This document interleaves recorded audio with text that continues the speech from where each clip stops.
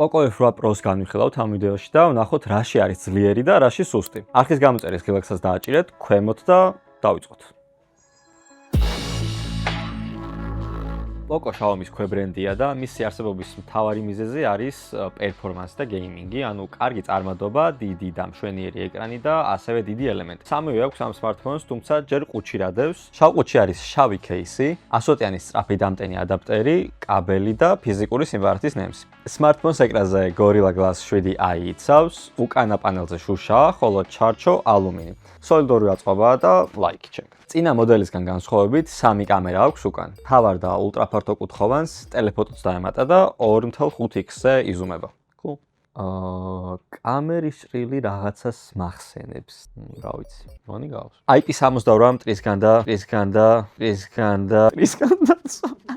IP68 მტვრის და წყლის განდაცვაც აქვს და Bose-ის ხმის სისტემა სტერეო სპიკერებით და Dolby Atmos-ის მხარდაჭერით. ვაუ, შოკ. კარგი ეკრანი კი აქვს, მაგრამ რეზოლუცია ცოტათი უფრო დაუდაბლეს წინა მოდელთან შედარებით და პიკური სიკაშკაშე გაუზარდე 3500 ნიტამდე. ეკრანი წინა მოდელსაც შესანიშნავი ჰქონდა, მაგრამ აქ ვივარაუდებ, რომ ყურადღება გამხილდა ენერგოეფექტურობაზე. ეკრანი სულ ცოტათი დააპატარავეს ზომაში და 6.59 ინჩიანი AMOLED პანელია 120 Hz-ით. დიდი სანაპირის სკანერიც აქვე აქვს ჩაშენებული და სწრაფად ხსნის, მაგრამ გუგლივით სწრაფად მაინც და მაინც არა, ანუ უკეთესებით მინახავს. კომფორტულ ადგილასაა მოთავსებული ეს სკანერი და ეგეც ძალიან cool. სადღაც ცენტრში, აი ეს.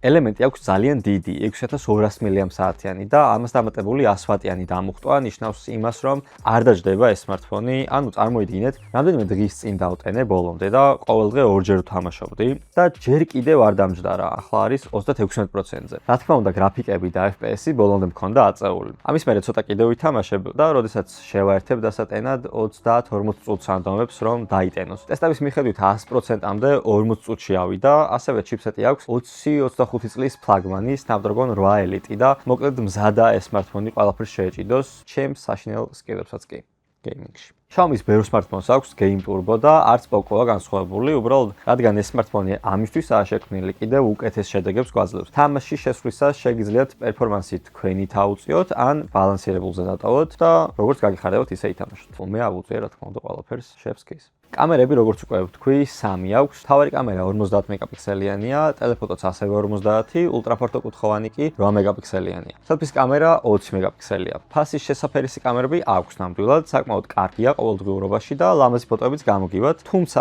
ამ smartphone-ის მთავარი დანიშნულება ძალიან მაღალი დონის წარმადობაა და არა კამერები, just to be clear. ეს მოდელი თამაშების მოყვარულმა უნდა იყიდოს ჩემი აზრით და არა კამერის ენთუზიასტმა. მე პირადად ასე გირჩევ. ასეთია Xiaomi Poco F8 Pro, ფლაგმანის წარმოდობა ნამდვილად აქვს და ნებისმიერ თამაშს თავისუფლად ითამაშებთ. ბევრ Xiaomi-ის ფანს ვიცნობ, ვისაც გეიმინგიც უყვარს და ეს smartphone-იც მოეწონება. ზუმერული ლინკი აღწერაში იქნება ქვემოთ. არხის გამოწერა არ დაგავიწყეთ გზად და შემდეგ შევხედრამდე დაგემშვიდობებით.